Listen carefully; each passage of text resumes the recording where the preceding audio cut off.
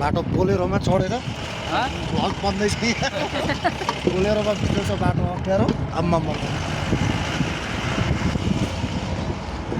अब लगभग यहाँबाट 4 किलोमिटर जति होला माथि मेन रोड पुग्नलाई।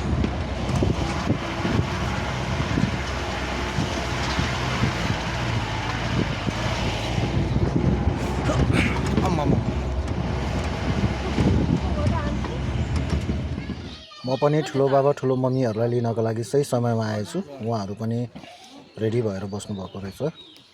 आजको हाम्रो यात्रा खिम्तीदेखि नयाँ पुल हुँदै कालीदेवी मन्दिर दर्शनको लागि जाँदैछौँ। हाम्रो ठुलो बाबादेखि भाइ हुनुहुन्छ। सो पाठी पूजाको लागि हामी खिम्तीबाट चाहिँ कटरिया डोहरू चाहिँ हामी जाँदैछौँ। सो बिहानीको उज्यालो किरण सँगसँगै बाटोघाटो एकदम रमाइलो वातावरण राम्रो छ। लामाकोसीको किनारै किनारा हामी सबैजना रमाइलो गर्दै अगाडि बढिरहेका छौँ। यही समयपछि हामी मैना पोखरी पुगेर स्टप गर्नेछौँ। खिम्तीबाट 5:30 बजे हिँडेको अहिले चाहिँ मैना पोखरीमा आएर हामी चिया खान लागेको छौँ।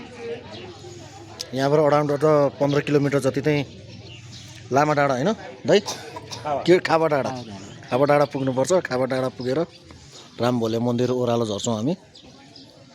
सो लगभग 1 घन्टा भनौँ न, 1 घन्टाको डिस्टेन्स छ अझ। मन्दिर पूजा गरेर फर्किनेछौँ। फाइनली हामीहरू चाहिँ रामभोले मन्दिर आइसकेको छौँ। रामभोले मन्दिर चाहिँ यही हो है। माथिबाट त धेरै तल अफरोड एकदम कच्ची बाटो हिँड्नुपर्ने रहेछ। यहाँ अहिले पुजारी हुनुहुन्न। सो पुजारी नभएको कारणले गर्दाखेरि चाहिँ एकछिन पुजारीलाई फोन गरेको छ।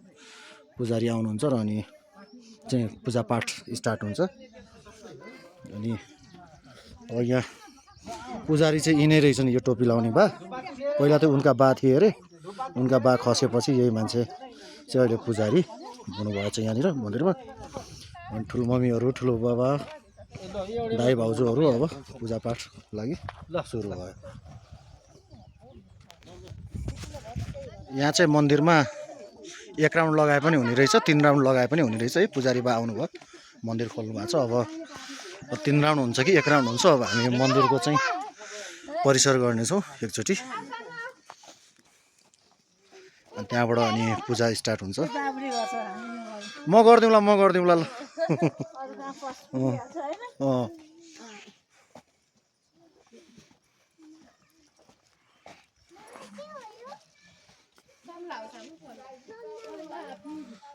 यो रामभोले मन्दिर पनि यहाँ चाहिँ पाठी पूजा अरू आफ्नो भाकलहरू राखेर चाहिँ आफ्नो इच्छाहरू पुरा गर्न सकिँदो रहेछ।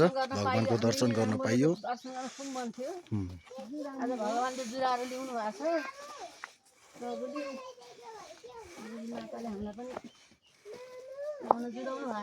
हामी चाहिँ मन्दिर प्रवेश गरिसकेको छौँ है।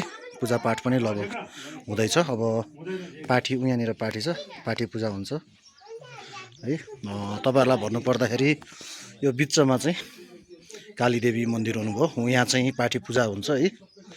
अनि यो साइडमा चाहिँ भोले बाबा शङ्करजीको मन्दिर हो यो चाहिँ। यहाँ चाहिँ दुध पूजा हुन्छ।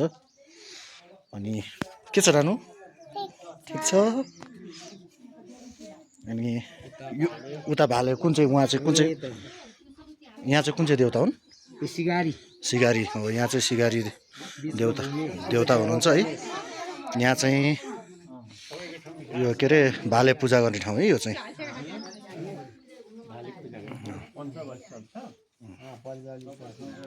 यो चाहिँ रामभोले मन्दिर, रामभोले कालीदेवी भनेर चिनिँदो रहेछ यो मन्दिरलाई चाहिँ। ठुलो मम्मीहरू पूजा गर्दै हुनुहुन्छ। ठुलो बा सक्यो पूजा? ठिकै छ, सुरु हुँदैछ है। ल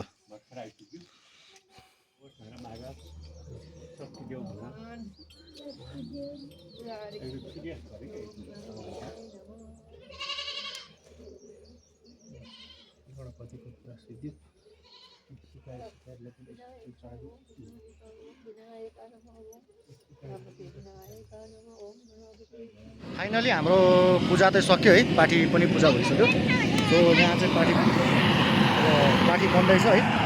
र पुजारी दाइले नै बनाउनु हुँदो रहेछ। पाठी बन्दैछ।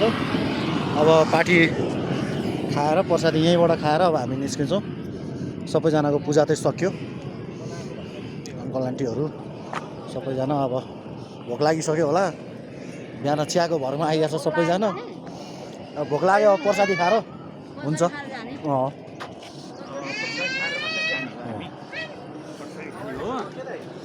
अब हामी यहाँबाट जानु हुँदैन, यहाँबाट लिएर गएर फेरि अर्को भाडा कहाँ होला? यहाँ जो भइसक्यो 1000 रुपियाँ थपिदिने भने सब भइगयो। हाम्रो प्रसादी रेडी भयो है। अब हामी प्रसादी खाएर अनि उकालो लाग्नेछौँ। इभी गाडी बाटोमा छोडेर बोलेरो चढेर आएको छ, बाटो अप्ठ्यारो भएको कारणले गर्दा। ए दर्शन सक्यो, हामी खाइपी गरेर मजाले अब यहाँबाट जान लाग्यो है। अब बोलेरोमा यहाँबाट फेरि 6-7 किलोमिटर माथि बोलेरोमा माथि मेन रोडसम्म जानु पर्यो।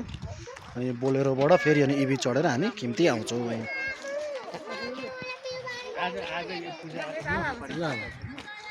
दाइले पनि जमानाको टोको बोक्दै हुन्छ दाइ भाउजूले।